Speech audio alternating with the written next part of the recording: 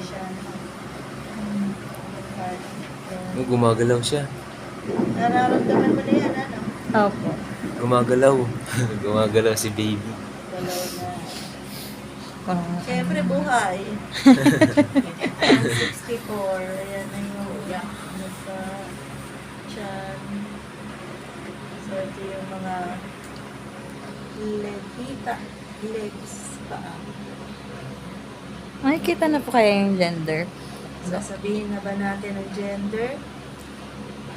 So, ang gender ngayon is, tingin ko ha, ayan, mukhang girl siya. Pero hindi ko pa 100%. Next month. Ah, sige Baka po. mamaya may tumubo pa dyan. Pero sa ngayon, 80% girl. Okay po. So, yung dati natin tinitingnan dito.